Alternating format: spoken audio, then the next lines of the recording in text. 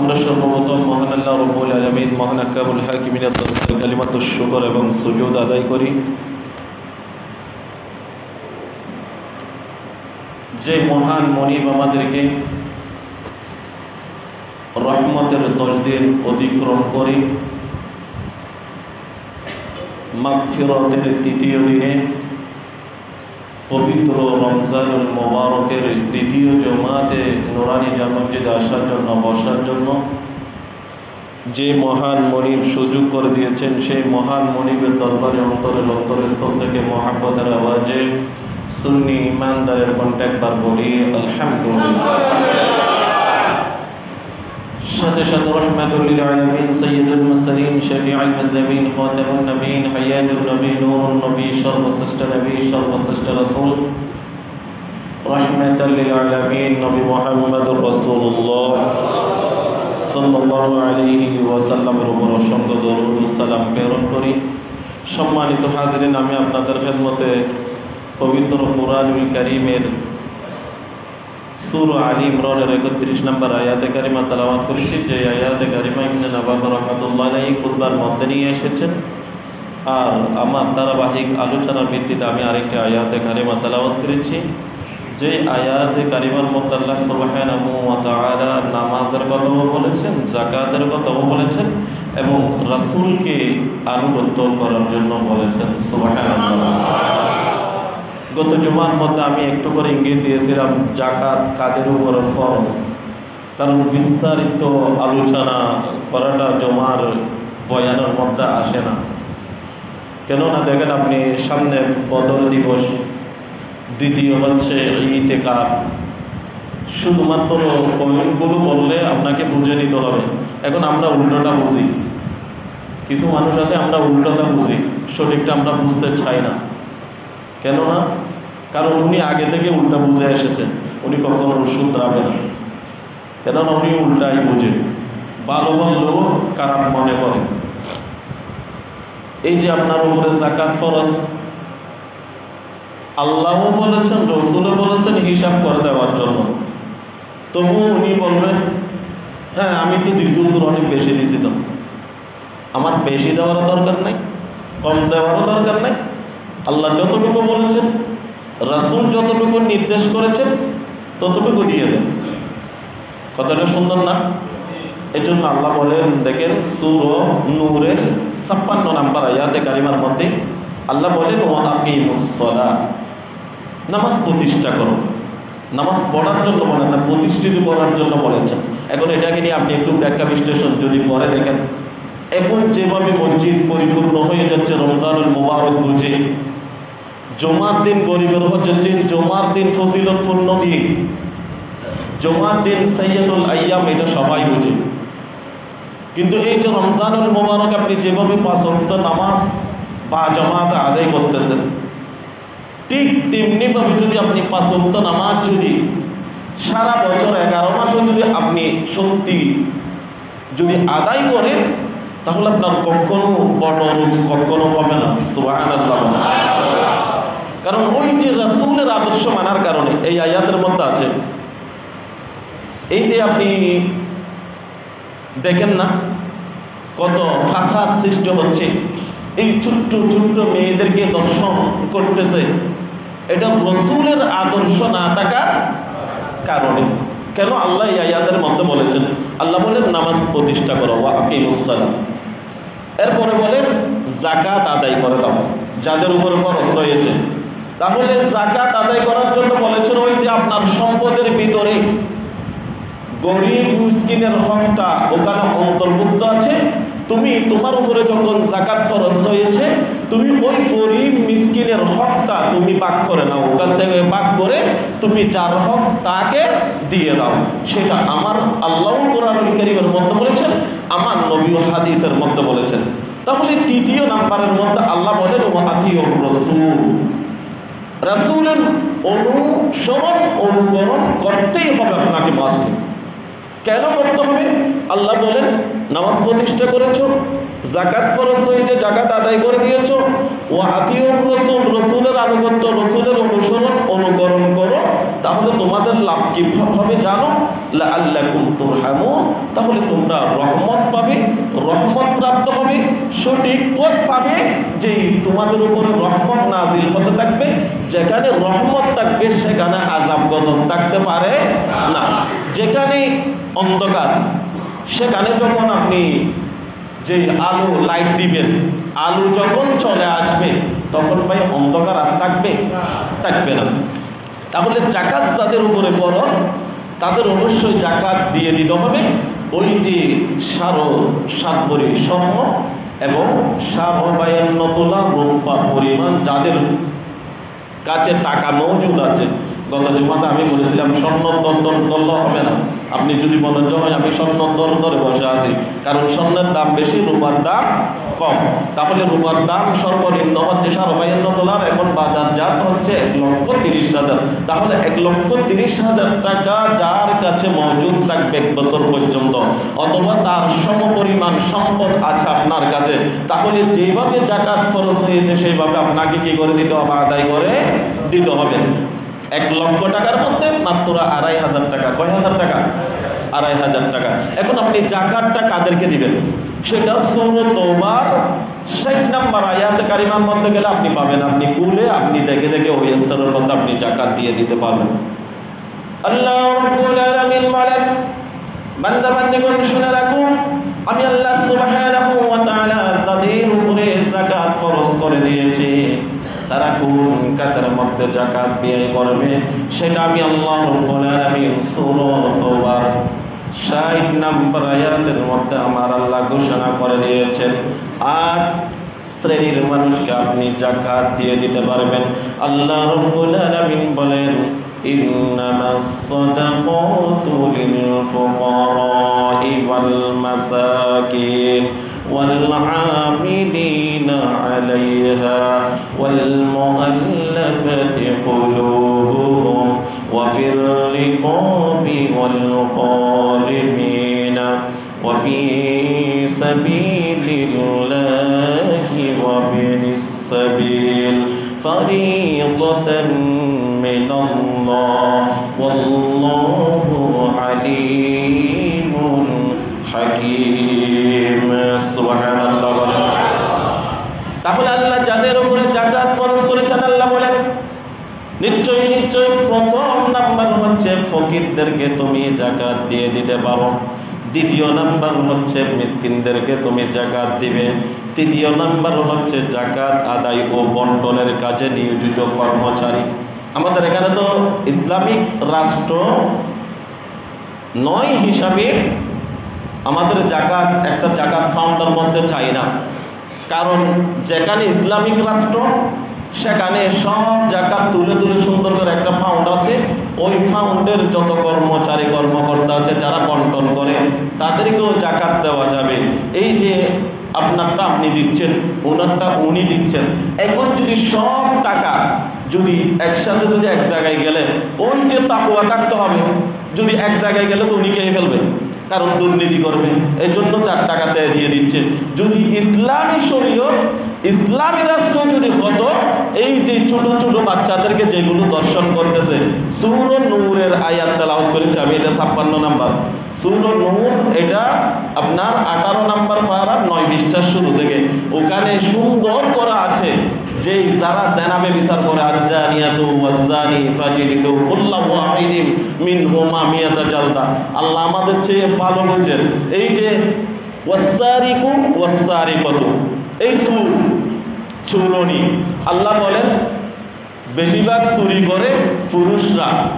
তা এখন যদি একজনে যদি চুরি করে আপনি সবাইকে যদি অন্তর্ভুক্ত করে দেন তাহলে তো আপনি মানুষ না। যেমন নাকি দেখেন আমার গত সোমবারের আগে সোমবারে আমার জুতা নিয়ে গেছে, তো এরপর আরেকজনের নিয়ে গেছে। আমি যতটুকু আমি শুনেছি, আপনি যদি সবাইকে যদি অন্তর্ভুক্ত করে দেন, আপনি যেখানে বসবাস করতেছেন, আমি যতটুকু শুনলাম সবাইকে যদি আপনি চোর বানিয়ে দেন তাহলে আপনি ভালো হয়ে গেছেন। যেটা হয় সেটা কার পক্ষ থেকে হয়? কথা বলেন না আপনারা, যেটা হয় সেটা কার পক্ষ থেকে হয়? আল্লাহর পক্ষ থেকে হয়তো আপনার প্রায় 2 বছর হয়ে যাচ্ছে, 2 বছর মতো কোনো সময় নেয় নাই, নিয়ে গেছে, সেটা তো আপনি আপনি দান হিসাবে আপনি কি করে দিতে পারেন। ওনাকে গালি দিলেও আর আসবে না এটা, আপনি যদি ওনাকে খুঁজলেও আর পাবেন না। ওনার ভালো লেগেছে, উনি নিয়ে গেছে। আর আপনার সচেতন থাকতে হতো যে আপনি জুতা দামি নিয়ে এসেছেন, আপনি সুন্দর করে রাখেন। ভাই একজন যদি হুজুরে যদি দোষ করে সবার দোষ দিবে? একজন যদি আমাম যদি দোষ করে তাহলে সবাই অন্তর্ভুক্ত করে দিবেন? একজন মুসল্লি যদি দোষ করে তাহলে সব মুসল্লির দোষ হবে? হবে না। এই জন্য আল্লাহ বলেন একজনের দোষ আরেকজনের উপর চাপাইয়া দিও না। এটা আমি আল্লাহ বলি নাই। যার দোষ তাকে শাস্তি দাও। যে ঈশ্বরীয়তার আইন যদি থাকতো তাহলে একজন দর্শককারীকে যদি সবার সামনে যদি পাথর মেরে যদি দুনিয়া থেকে বিদায় করে দিত, তাহলে ওখান থেকে শিক্ষা নিয়ে মানুষ বলে আরে আমি কোথায় যাচ্ছি, কোন পথে যাচ্ছি, আমার তো এই শাস্তিটা হবে, এরকম একটা ভয় থাকতো নাকি থাকতো না? থাকতো। আরেকটা কথা হচ্ছে যাকাত। আপনি একজনকে দিয়েছেন, উনি ওখান থেকে আত্মসাৎ করবে কেন না? যেখানে শরীয়ত আছে, যেখানে ইসলামী রাষ্ট্র, সেখানে কিন্তু ওনাদের ভয় আছে। আমি যদি এখান থেকে যদি একটা আমানত যদি খেয়ানত করি তাহলে আমার এই শাস্তিটা হবে, বাঁচতে তো পারবো না।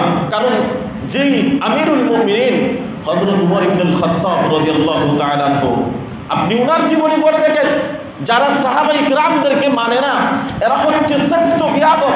কেননা যেই হযরত উমর ইবনুল খাত্তাব রাদিয়াল্লাহু তাআলা আনহুর ছেলে যেই শুধু জিনা করেছে, ভুলক্রমে শয়তানের দোকায় পড়ে জেনা করেছে, তখন সবাই বলতেছে যদি কোনো নেতার যদি ছেলে যদি করে, নেতা কি নেতার ছেলের বিচার করবে কিনা আমরা দেখবো কেমন বিচার করে। সাহাবায়ে কেরামও সেটা নিয়ে কি করে আছেন, দেখি ওনার ছেলের কেমনি বিচার করে। দেখেন ওনাকে যখন দুর্গা মারল বেদের বাড়ি, 80টা হওয়ার পর উনি ইন্তেকাল করেছেন। ওনাকে যে কবরস্থ করার পরে নিজের ছেলেকে কবরের উপর আরো বৃষ্টি মেরেছেন, সেটা হচ্ছে আমিরুল মুমিনিন। সুবহানাল্লাহ বলবেন না? তো এই জন্য সাহাবায়ে কেরাম এমনি জান্নাতি হয়েছেন। তো এই সাহাবায়ে কেরামের বিরুদ্ধে যদি কেউ কথা বলে সেটা ইমানদার না, সেটা হলো মুনাফিক। কেননা মুনাফিক আপনার সামনে ভালো, আপনার সামনে ভালো। দেখবেন আমার নবীর পিছনে নামাজ আদায় করত আব্দুল্লাহ ইবনে উবাই ইবনে সালুল, নামাজ আদায় করত, কিন্তু আমার নবীর দোষ আছে? কথা বলেন না, দোষ আছে? কিন্তু উনি পিছনে গিয়ে অমুক তমুক এটা সেটা বলতো। এই জন্য আল্লাহ বরদাস্ত করেন। আল্লাহ বলেন ইন্নাল মুনাফিকিনা ফিদ দারকিল আসফালি মিনান নার। কি কারণে মুনাফিক হয় সেটা হাদিসের মধ্যে আছে, আমি সেদিকে যাব না। বলতেছে কাফেররা তো অনেক ভালো মুনাফিকের চেয়ে। কেননা কাফেররা যতটুকু ইসলামের ক্ষতি করে নাই, যতটুকু শত্রুতা করে নাই, ওই মুনাফিকগুলো ইসলামের তার চেয়ে বেশি কি করেছে, শত্রুতা করেছে। এই জন্য আল্লাহ বলেন ইন্নাল মুনাফিকিনা ফিদ দারকিল আসফালি মিনান নার। বলতেছে যে এই যে মুনাফিকের স্থান হবে, কাফেররা তো জাহান্নামের মধ্যে উপরে হলে থাকবে, কিন্তু মুনাফিকদেরকে এমন স্থানের মধ্যে দিবে একেবারে নিকৃষ্ট, একদম জাহান্নামের নিম্ন স্তরের মধ্যে দিবে। নাউযুবিল্লাহ বলেন। এই জন্য দেখবেন আপনি যত মিষ্টি কথা শুনবেন তত মনে করবেন তত তিতেও আছে। বেশি অতিভক্তি চুরের লক্ষণ, এটা আমরা সবাই জানি। যাই হোক, একটা কথা হচ্ছে রসুলের আদর্শ মানবেন, শান্তি আসবে, এটা আমি বাস্তব আপনি মেনে দেখেন। কেননা আল্লাহই বলতেছেন, তো আল্লাহ বলতেছেন যে রাসূলকে মানবা, রাসূলের মহাব্বত রাখবা, তাহলে সেই ঘরের মধ্যে শান্তি আসবে। রাসূল যেভাবে বলেছেন, হ্যাঁ ব্যবসা প্রতিষ্ঠানের মধ্যে রাসূলকে মানবা, ব্যবসার মধ্যে শান্তি আসবে, বরকত আসবে, দান তাবরের ফয়সাল হবে। যেই চাকরি কিভাবে আমার নবীর চাকরি করতে বলেছেন সেইভাবে যদি আপনি চাকরি করেন, এখন তো মালিক যতক্ষণ থাকে ততক্ষণ আমি চাকরি করি, মালিক যদি না থাকে তাহলে আমি ফাঁকি দিই, তাহলে এটা রাসূলের আদর্শ হয়েছে। আপনি যদি সুন্দর করে যদি ওই মালিকের অধীনে যদি আপনি কাজ করেন, দেখবেন আপনি যদি সুন্দর করে ফাঁকি যদি ফাঁকি না দিয়ে যদি আপনি কাজ করেন, দেখবেন মালিকের সাথে আপনার সাথে একটা ভালোবাসা হয় নাকি হয় না? এটা কে করে দেন? আল্লাহ করে দেন। দেখবেন আপনার উপর উনি খুশি হয়ে বেতনের চেয়ে মাঝে মধ্যে দেখবেন আপনাকে বোনাসে বেশি হয়ে যায়। হয় নাকি হয় না? হয়। তাহলে ফকির, মিসকিন, যাকাত আদায় ও বন্টনের কাজে নিয়োজিত কর্মচারী। চতুর্থ নাম্বার হচ্ছে নও মুসলিম। যে ব্যক্তি মুসলমান হয়েছে, দেখবেন মুসলমান হওয়ার পর ওনার বাড়ি থেকে ওনাকে বের করে দিয়েছে, জায়গা দেয় না, বাগ দেয় না, এখান থেকে চলে যাও, তুমি আমার ধর্ম থেকে বের হয়ে গেছো, তাহলে ওই মুসলিমকেও কি দেওয়া যাবে? যাকাত দেওয়া যাবে। পঞ্চম নাম্বার হচ্ছে গোলাম আজাদ করার জন্য, যেই সেই সময়ের মধ্যে বাজারের মধ্যে যেভাবে আপনি জিনিস ক্রয় বিক্রয় করেন, ঠিক তেমনিভাবে এই যে গোলাম বেচা কিনা হতো, ওই গোলামকে আজাদ করার জন্য আপনি যাকাতের টাকা, এখন তো এটা নাই, যাই হোক এটা আল্লাহ বলেছেন এই জন্য বলে দিচ্ছি। ষষ্ঠ নাম্বার হচ্ছে ঋণগ্রস্ত ব্যক্তি, যে ব্যক্তি ঋণ করেছে, ঋণগ্রস্ত হয়ে গেছে, আবার যদি ব্যবসায়ী বড় ব্যবসায়ী হয়, এমনি ঋণ নিয়েছে, ওনার জন্য না, একজন গরিব উনি খেতে পারে নাই, ঋণগ্রস্ত হয়ে গেছে, এমন ঋণ ওনার যে কোনো সাধ্য নাই যে উনি এটা মানে পরিশোধ করে দিবে, সেই ব্যক্তিকেও যাকাতের টাকা দেওয়া যাবে। সপ্তম নাম্বার হচ্ছে জিহাদের জন্য, জিহাদের জন্য আপনি যাকাতের টাকা দিতে পারবেন। অষ্টম নাম্বার হচ্ছে মুসাফিরের জন্য। মুসাফির মানে তৎকালীন সময়ের মধ্যে মোবাইল ছিল না, বিকাশ ছিল না, রকেট ছিল না, নগদ ছিল না, কিচ্ছুই ছিল, কথা বলেন না ভাই, কিচ্ছু ছিল না। মুসাফির, উনি মুসাফির হয়েছে, আপনি চট্টগ্রাম থেকে অথবা ঢাকাতে গিয়েছেন, অথবা তার চেয়ে দূরে গিয়েছেন, অথবা বাহিরের দেশে আপনি গিয়েছেন, এমন কোনো ব্যবস্থা নাই আপনি টাকা আনতে পারবেন না, কিন্তু আপনি যেখানে থাকেন সেখানে কিন্তু আপনি অনেক টাকার মালিক। তখন তো মোবাইল ছিল না, এটা ছিল না, সেই সময়ের মধ্যে ওনার যাকাতের টাকা ওনার যদি না থাকে, যতটুকু প্রয়োজন ততটুকু ওনাকে দিতে দেওয়া যাবে। এখন তার মোবাইল আছে, যদি ওনার সম্ভব থাকে তাহলে মোবাইলের মাধ্যমে, বিকাশের মাধ্যমে, রকেটের মাধ্যমে, নগদের মাধ্যমে, অথবা এই এটিএম কার্ডের মাধ্যমে নেওয়া যায় নাকি যায় না? চাই। তাহলে ওনাকে এখন আর যাকাত দেওয়া যাবে না, কারণ ওনার সম্পদ আছে, উনি আনতে পারবে। যদি বিপদে পড়ে, দেখেন আল্লাহ কত সহজ করে দিয়েছেন বিপদ, যে আল্লাহ তো যে বান্দাবান্দির জন্য কঠিন করতে চান না, সহজ করতে চান, তাহলে এই 8 শ্রেণীর ব্যক্তিকে কি দেওয়া যাবে? যাকাত দেওয়া যাবে। আল্লাহ আমাদের প্রত্যেককে আমল করার জন্য তৌফিক দান করুক, সবাই বলে আমিন। আরেকটা হচ্ছে বদর দিবস। এই বদর দিবসের মধ্যে আমি যে আরেকটা আয়াতে কারিমা তেলাওয়াত করেছি, সেখানেও আল্লাহ বলেন কুল ইন কুনতুম তুহিব্বুনাল্লাহ। এটা আমাদের অনেকেরই মুখস্থ আছে, জানা আছে, মানা নাই। আমরা জানি কিন্তু মানতে পারি না, আমরা জানি বাস্তবায়ন করতে পারি না, কারণ বাস্তব মুখে বলা সহজ, আল্লাহ মুখ একটা দিয়েছে, যা ইচ্ছা তা বলেন। আপনি একটু সবর করবেন, কারণ সবরকারীর সাথে কে আছেন? দেখবেন আপনি ফলাফল পাবেন, 100% পাবেন। কেননা উনার যা ইচ্ছা তা আপনাকে বলুন, কারণ আপনাকে ভালো বললে উনি যদি খুশি হয়, ঠিক আছে খুশি, আপনাকে যদি খারাপ বলে যদি উনি খুশি হয়, তাহলে আপনি ধৈর্য ধরেন, হ্যাঁ ওনার ইচ্ছে এটা, কারণ আল্লাহ মুখ দিয়েছে, মুখ দিলে তো আর টাকা লাগতেছে না, টাকা যদি লাগতো তাহলে উনি স্টপ করতো, টাকা তো লাগতেছে না, মুখ যখন দিয়েছে যেটা আসতেছে সেটাই বলবে। কিন্তু আপনাকে যদি একজন মানুষ ভালো বলে খুশি হয়, হ্যাঁ একজন ইমানদার ভাই খুশি হয়েছে, আমাকে ভালো বলে খুশি হয়েছে, আর যদি আমাকে খারাপ বলে যদি খুশি হয়, ঠিক আছে ইমানদার ভাই আমাকে খারাপ বলে খুশি হয়েছে, সেটার ভিতরে আমি সবর করবো, ধৈর্য ধারণ করব। ওই সবরকারীর সাথে কে আছেন? আল্লাহ আছেন, কারণ আল্লাহ তো বলেছেন ধৈর্যশীলদের সাথে আমি আল্লাহ আছি, ধৈর্যশীলরা অবশ্যই অবশ্যই অবশ্যই কামিয়াবি। সুবহানাল্লাহ। তাহলে আল্লাহ বলেন কুল ইন কুনতুম তুহিব্বুনাল্লাহ ফাত্তাবিউনি ইউহিব্বুকুমুল্লাহ ওয়া ইয়াগফির লাকুম যুনুবাকুম আল্লাহু গফুরুর রহিম। এই আয়াতটা আমরা সবাই জানি, কিন্তু প্র্যাকটিক্যাল ভাবে আমরা মানতে চাই না। কুল ইন কুনতুম তুহিব্বুনাল্লাহ, যদি আল্লাহকে যদি ভালোবাসতে চাও, কাকে? কথা বলেন না, সবাই বলেন আল্লাহকে। কাকে? আল্লাহকে যদি ভালোবাসতে চান, আল্লাহ বলেন ফাত্তাবিউনি।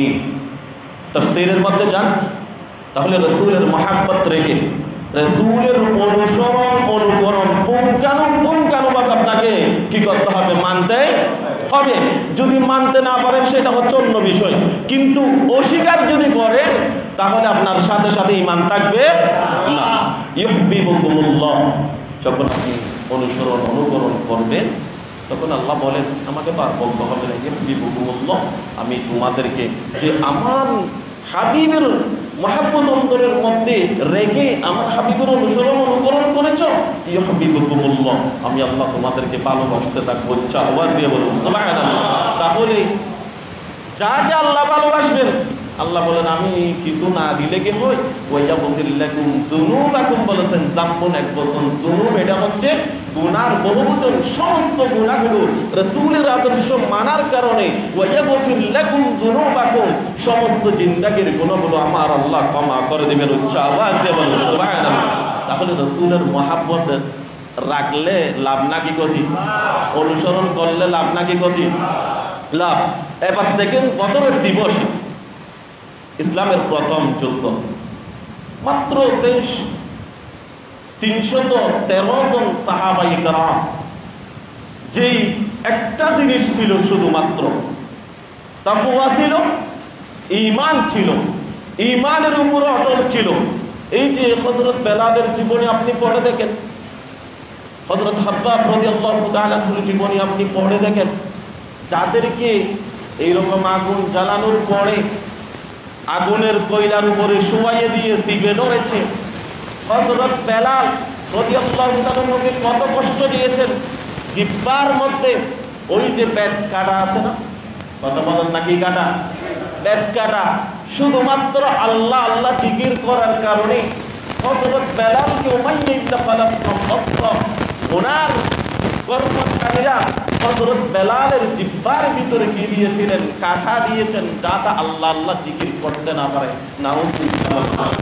ইসলাম কি আপনি মনে করছেন এমনি পেয়েছেন যে আপনি ফল কাটছেন সেটা আপনি খেতে পারতেছেন না? যে হযরত বেলাল রাদিয়াল্লাহু তাআলা আনহুর কারণে পুরো ইখলাস নাজিল হয়েছে, কারণ আল্লাহ আল্লাহ আর বলতে পারতেছে না, তখন শুধুমাত্র বলতেছেন আহাদ আহাদ আহাদ, আল্লাহ এক আল্লাহ এক আল্লাহ এক। উচ্চ আওয়াজ দিয়ে বলুন সুবহানাল্লাহ। হযরত বেলাল রাদিয়াল্লাহু তাআলা আনহুকে যখন উমাইয়া ইবনে খালাফ যখন এত কষ্ট দিয়েছেন, যে হযরত আবু বকর সিদ্দিক রাদিয়াল্লাহু তাআলা আনহু বেলালকে ডাক দিয়ে বললেন, বেলাল রে, তুমি এত কষ্ট তখন বেলাল ডাক দিয়ে বললেন, এই যে সিদ্দিক আকবরকে ডাক দিয়ে বললেন, আপনি একটু শুনে রাখেন যে আমাকে আল্লাহ এবং রাসূল ইসলামের জন্য ক্রয় করতে চাচ্ছেন, আমি জান্নাতে গিয়ে। এখানে আরেকটি সুন্দর উদাহরণ দিয়েছেন। মানুষ যখন বাজার যায় তখন উনি দেখেন একটা প্লাস্টিকের জিনিস কিনে, সেটা দেখে নাকি দেখে না? চিত্র আছে কি নাই এটা দেখে নাকি দেখে না? মাছ আপনি কান উল্টাই দেখে নাকি দেখে না? দেখে, নাইলে টিপে দেখে। আর যেই আপনি যদি যেই ফল নিলে এটাও দেখে নাকি দেখে না? তরমুজ নিলে কেটে দেখে নাকি দেখে না? দেখে। এই যে এক কথার প্রসঙ্গে তো কথা আসে, তো হযরত বেলাল বলেন, আল্লাহ আমাকে ইসলামের জন্য, কোরআনের জন্য, জান্নাতের জন্য, জান্নাতে কিনা সেটা আমি সত্যিকার ইসলামের মতো অন্তর্ভুক্ত হয়েছি কিনা, আমি সত্যিকার ঈমানদার কিনা, সেটা আল্লাহ এবং রাসূল আমাকে পরীক্ষা করে দেখতেছে। উচ্চ আওয়াজ দিয়ে বলেন সুবহানাল্লাহ। তাহলে কেমন সাহাবায়ে কেরামরা কেমন ছিল? এই যে এইরকম ঈমানদার 313 জন সাহাবায়ে কেরাম, কোনো গোড়া ছিল না, কমে। আর কাফেররা ছিল তো 1000-এরও অধিক, কিন্তু মনোবল হারান নাই। আল্লাহ বলেন, আল্লাহ কুরআনুল কারীমের মধ্যে খুব সুন্দর করে বলেছেন, আল্লাহ রাব্বুল আলামিন বলেন, ওয়ালা তাহিনু ওয়ালা তাহজানু ওয়া আনতুমুল আ'লাউনা ইন কুনতুম মুমিনিন। সুবহানাল্লাহ। তাহলে ওখানেও ঈমানদার বলেছেন, সত্যিকার যদি মুমিন হয়ে থাকেন, আপনার সত্যিকার মুমিন হতে হবে, তখন আল্লাহ বলেন ওয়ালা তাহিনু ওয়ালা তাহজানু, তোমাদের কোনো ভয়ের কারণও নাই, চিন্তা করার কোনো কারণও নাই। যদি একটি জিনিস যদি থাকে, তুমি যদি সত্যিকার ঈমানদার হও, সত্যিকার যদি মুমিন হও, সত্যিকার যদি তাকওয়াবান পরহেজগার বান্দা যদি তুমি হয়ে থাকো, তাহলে অবশ্যই অবশ্যই তোমাদের বিজয় হবে। উচ্চ আওয়াজ দিয়ে বলো সুবহানাল্লাহ। তাহলে সাহাবায়ে কেরামরা ছিল 313 জন, ঘোড়া ছিল মাত্র 2টি, উট ছিল মাত্র 70টি, কাফের ছিল 1000-এরও অধিক, ঘোড়া ছিল 1000, উট ছিল 700। তাহলে এতগুলো যেই দুইটা মাত্র ঘোড়া ছিল মুসলমানের সাহাবায়ে কেরামের দুইটা, তো দুইটা ঘোড়া 700 ঘোড়ার সাথে অথবা 1000 ঘোড়ার সাথে পারা যাবে যাবে না। কিন্তু কি ছিল? কথা বলেন না, কি ছিল? ঈমান ছিল, ঈমানের উপর অটল ছিল। আল্লাহ রাব্বুল আলামিন বলেন সূরা আলে ইমরান 123 এবং 24 নম্বর আয়াতের মধ্যে এবং 25 নম্বর 125 নম্বর আয়াতের মধ্যে আল্লাহ ঘোষণা করে দিয়েছেন ওয়ালাকাদ নাসারাকুমুল্লাহু বিবাদরিন ওয়া আনতুম আযিল্লা ফাত্তাকুল্লাহা লাআল্লাকুম তাশকুরুন إذ تقول للمؤمنين ألن يكفيكم أن يمدكم ربكم ب3 آلاف من الملائكة منزلين سبحان الله সময় একেবারে স্বল্প না। এই যে শুধু একটু করে পয়েন্টটা বলবে, এখানে খুব সুন্দর কথা। আল্লাহ গ্রামের পক্ষে 3000 ফেরেশতা, কয় হাজার ফেরেশতা? 3000 ফেরেশতা নাজিল করে দিয়েছেন। সাথে এর পরের আয়াতের মধ্যে 125 নম্বর আয়াতের মধ্যে আল্লাহ আবার ঘোষণা করেছেন শুধু 3000 না, 3000 ফেরেশতা আমি মাঠের মধ্যে নামিয়ে দিয়েছি, তারা তোমাদের পক্ষে কাজ করবে, কারণ তোমরা তাকওয়াবান, তোমরা সত্যিকার মুমিন, সত্যিকার ঈমানদার হওয়ার কারণে আমি 3000 ফেরেশতা তোমাদের পক্ষে নাজিল করে দিয়েছি, যেই কাফেরদেরকে কসু কাটা করেছে। উচ্চ আওয়াজ দিয়ে বলুন সুবহানাল্লাহ। আরো 5000 ফেরেশতা, আরো কয় হাজার ফেরেশতা? 5000 ফেরেশতা মজুদ করে রেখেছেন, অর্থাৎ জমা করে রেখেছেন। যদি ফেরেশতা লাগে, কারণ আল্লাহ এমন খুশি হয়েছেন, আরো যদি ফেরেশতা লাগে তাইলে আরো 5000 ফেরেশতা কি করে দিব? মাঠের মধ্যে ছেড়ে দিব। তো সাহাবায়ে কেরাম জিজ্ঞেস করলেন, আমরা তরবারি তুলি, তরবারি তোলার আগে যাকে মারি তার আগে তো উনাকে তরবারি আঘাত না করার আগে উনি দুনিয়া থেকে কি হয়ে যায়? বিদায় হয়ে যায়। আবদিম হাইজুম, জিবরাইল আলাইহিস সালাতু ওয়াস সালামের ঘোড়ার নাম ছিল হাইজুম। ওই যে অদৃশ্য থেকে আওয়াজ আসছিল, তখন সাহাবায়ে কেরাম জিজ্ঞেস করলেন, আমরা শুধুমাত্র তরবারি তো কাফেরদেরকে মারতে হয় না, তরবারি তুলি এর আগে কাফেররা কি হয়ে যায়? তখন আমার নবী বলে যে তোমরা মারার আগে তো ফেরেশতারা, জিবরাইল সহ ফেরেশতারা, বড় বড় ফেরেশতারা কাফেরদেরকে জাহান্নামের মধ্যে কি করে দিয়েছেন? পাঠিয়ে দিয়েছেন। সুবহানাল্লাহ বলবেন না? তাহলে সেই আল্লাহ আছে নাকি নাই? আপনি সত্যিকার যদি মানেন, রাসূলকে যদি ওয়াল্লাহি আল্লাহর কসম করে যদি বলি, আপনি যদি সত্যিকার যদি তাকওয়া নিয়ে, পরহেজগার নিয়ে, সত্যিকার ঈমানদার হয়ে রাসূল যা বলেছেন তা যদি আপনি মানতে পারেন, তাহলে মনে করবেন আপনি শান্তি পাবেন, শান্তি পাবেন, শান্তি পাবেন। রাসূলকে ছাড়া আপনি শান্তির কোনো আশা করা যায় না। তাহলে প্রিয় ভাই,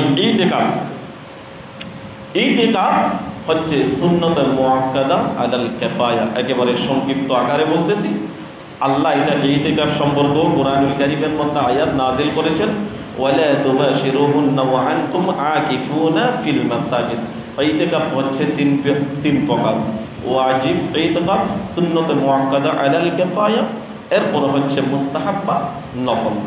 ওয়াজিব যেটা, অনেকে বলে যে আমার যদি বাচ্চা হচ্ছে না, আমি আমল করতেছি, যেভাবে জাকারিয়া আলাইহিস সালাতু ওয়াস সালাম আমল করেছে, যেভাবে ইয়াকুব আলাইহিস সালাতু ওয়াস সালাম আমল করেছে, ঠিক তেমনি ভাবে আমল করেছে, অথবা অন্য কিছু একটা আশা আকাঙ্ক্ষা পূরণ হবে, আমি ইতিকাফ থাকবো, ওইটা হচ্ছে ওয়াজিব। আর যেই রমজানুল মুবারকের শেষ 10 দিন ইতিকাফ, এটা হচ্ছে সুন্নতে মুআক্কাদা আলাল কিফায়া।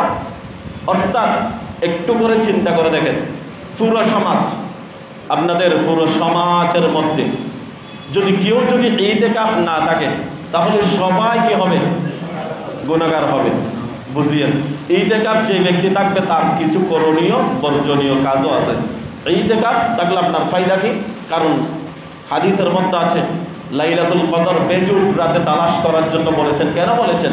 দামি জিনিস সবসময় বাহিরে থাকে নাকি ভিতরে থাকে? গোপন থাকে, গোপন থাকে। এই জন্য লাইলাতুল কদর হচ্ছে 1000 মাসের চেয়ে বেশি উত্তম। বেশিরভাগ উলামায়ে কেরাম, ফুকাহায়ে কেরাম 27 রজনী দিয়ে দিয়েছে, কিন্তু আমার নবী হাদিসের মধ্যে বলেছেন 21, 23, 25, 27, এভাবে বেজুর রাতে তোমরা কি করো, লাইলাতুল কদর তালাশ করো। তাহলে যিনি ইতিকাফ থাকবেন তিনি অবশ্যই অবশ্যই লাইলাতুল কদর পাবেন। যে আর যদি কেউ যদি না থাকে, ইতিকাফ যদি কেউ না থাকে, তাহলে সবাই কি হবে? গুনাহগার হবে। আর যদি উনি যদি একজন যদি ইতিকাফ থাকে, তাহলে সবাই সওয়াবের ভাগী হবে। তাহলে যে ব্যক্তি ইতিকাফ থাকবে তাকে সম্মান করা, ইজ্জত করা প্রয়োজনীয় নাকি অপ্রয়োজনীয়? প্রয়োজনীয়। ঠিক তেমনি ভাবে আপনি ইতিকাফ থাকবেন, আপনার করণীয় আছে, বর্জনীয় আছে। আপনি দুনিয়াবি কোনো কাজকর্ম, এক কথায় এক বাক্য হচ্ছে দুনিয়াবি কোনো কাজকর্ম, কথাবার্তা এগুলো বলা যাবে না। যদি বললে আপনার ইতিকাফ নষ্ট হয়ে যাবে।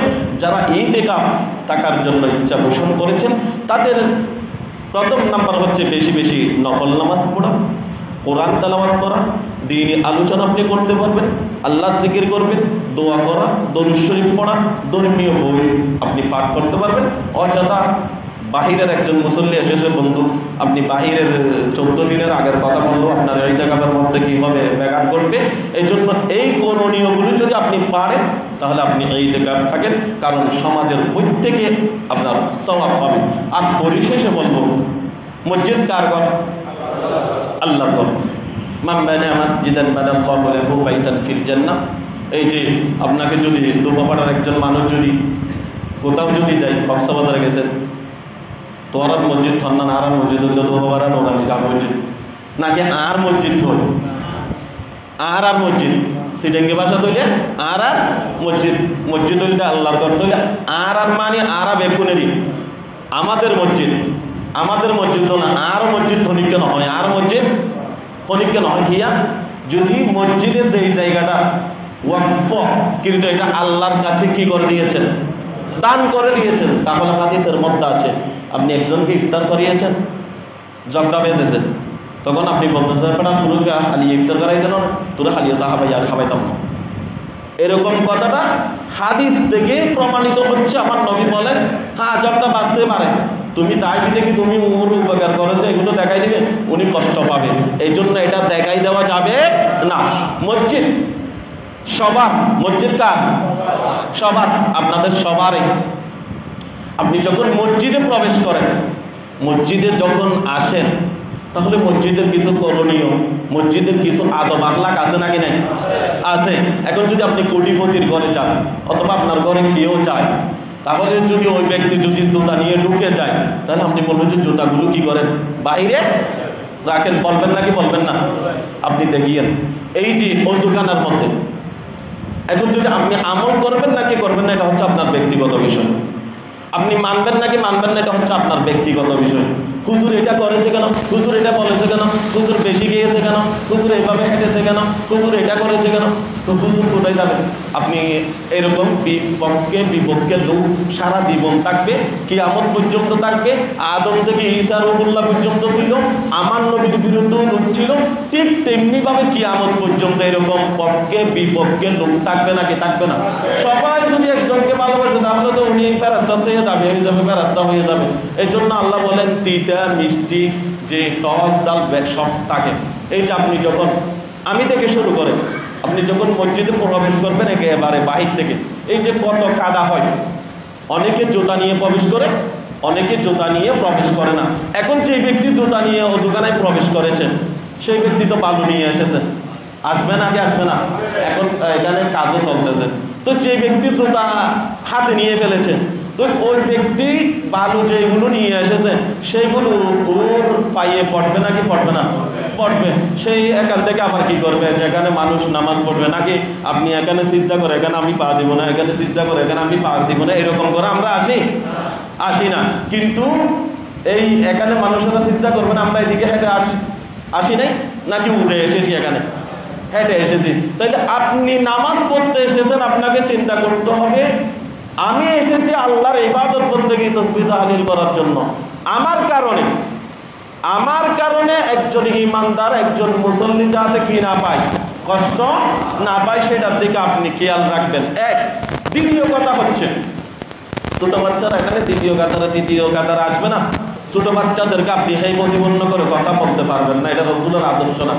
আপনি বলবেন বাবা ঠিক আছে আপনি এক পাশ, তুমি এক পাশে যাও, তো আমি তো দোষ দিব। এখন যদি বলতে বলবো হুজুর আমাদেরকে দোষ দিয়েছে, আপনাদেরকে দোষ দেন। আপনাদের দায়িত্ব ছিল, আপনাকে আল্লাহ ইজ্জত করে, আপনার দাড়ি সাদা হয়ে গেছে, আপনাকে সম্মান করে আপনি প্রথম কাতারে চলে আসেন না। প্রথম কাতারে কি মাজা সেটা যদি আপনি হাদিস পড়লা না পাবেন, এখন আপনার সেটা চিন্তা নাই, আপনি কোনে কানে বসে থাকেন, যখন নামাজ শেষ হয় আপনি দৌড় দেন। তাহলে দৌড় দেওয়ার কারণে আপনি দৌড় দিচ্ছেন, ছোট বাচ্চা একজন জায়গা খালি পেয়েছেন, উনি বসে থাকে, তুমি এখানে কেন এসেছেন? তো উনি আরেকবার নামাজ পড়তে আসবেন, আপনি আরবিক কান্ট্রিতে দেখেন না, আপনি নামাজ পড়তেছেন, আপনার সামনে সামনে হাঁটতেছে, আপনার সামনে, তো ছেলে তো আপনার কাছ থেকে শিখবে, আপনার কাছ থেকে কি শিখবে? আপনি ওনাকে কি দিয়েছেন? বেটকি দিয়েছেন, আপনাকে দেখলে বলবে এই বেটকি দিয়ে মসজিদের মধ্যে। তো মসজিদ এটা এখানে কারো বাপদ্দিনের সম্মত না, মসজিদ হচ্ছে আল্লাহর ঘর, মসজিদ হচ্ছে আমাদের সবার। তাহলে সেই মসজিদের সৌন্দর্য রক্ষা করাটা আমি থেকে শুরু করে প্রত্যেকের দায়িত্ব, নাকি দায়িত্ব না? দায়িত্ব। আরেকটি কথা হচ্ছে, আমি বিনীতভাবে মুসল্লিদেরকে বলবো, এই যে আপনার এই রাস্তা 3টা দরজা, 1টা 2টা 3টা, আমরা সাইড ফিল আপ না করে এদিকে ধরেন আপনার ফিলারের পাশে না দাঁড়িয়ে আমরা কি করি, রাস্তাটা বন্ধ করে রাখি। বেশিরভাগ দেখা যায় মাঝখানে কালি, এই রাস্তা বন্ধ করে রাখি। তো একজন মুসল্লি আপনার চিন্তা করতে হবে ভাই, আরেকজন মুসল্লি আপনার পাইতো, আপনার এলাকার প্রতিবেশী তো, আপনার বাড়ির পাশের লোক তো, উনিও একজন মুসল্লি, উনি এসে কোন দিকে দাঁড়াবে? আপনারা যদি রাস্তা যদি বন্ধ করে দেন, আপনি যদি এক পাশে দাঁড়ান, যদি এদিকে জায়গা না থাকে তাহলে আপনি রাস্তা বন্ধ করে দেন, কোনো সমস্যা নাই, আস্তে আস্তে। এগুলো হচ্ছে মসজিদের আদব। আর আপনি মসজিদে ঢুকতেছেন, যে মসজিদে ঢোকার সময় আপনার ডান পা দিয়ে ঢুকতে হয়, অনেক ক্ষেত্রে দেখা যায় অনেক মুসল্লি উল্টো পাল্টা ঢুকে। একজন সুফিয়ান সাউরি, উনি একজন আল্লাহর ওলি ছিলেন, উনি শুধুমাত্র একদিন ভুল করেছেন, মানে ডান পা দিয়ে ঢুকবে, সেখানে হঠাৎ বাম পা চলে গেছে। এমন সময়ের মধ্যে অদৃশ্য দিকে আওয়াজ আছে, এই সব কি করতেছ? যার অর্থ হচ্ছে গাদা, সেই যার সৌর অর্থ হচ্ছে গাদা। সেই দিন থেকে সুফিয়ান সাউরি, এই যে উপাধি হিসাবে সুফিয়ানের নামের পাশে সৌর, এটা লাগিয়ে দিয়েছেন। সুবহানাল্লাহ। তাহলে আপনি যদি আল্লাহর হয়ে যান, আপনি যদি কোনো ভুল করেন, সেটা আল্লাহর পক্ষ থেকে কি আসবে? দিক নির্দেশনা আসবে। যাই হোক, আপনারা প্রত্যেকে, আমি থেকে শুরু করে, যেই আপনি কত মহিলা হচ্ছে, আপনারও কষ্ট হবে, আমাদের কষ্ট হবে। যেই এজন্য আল্লাহ সুবহানাহু ওয়া তাআলা আমাদের প্রত্যেককে আমল করার জন্য তৌফিক দান করুন। ওয়া মা তৌফিক ইল্লা বিল্লাহ, আলাইহি তাওয়াক্কালতু ওয়া ইলাইহি উনীব। সম্মানিত মুসল্লিন কিরাম।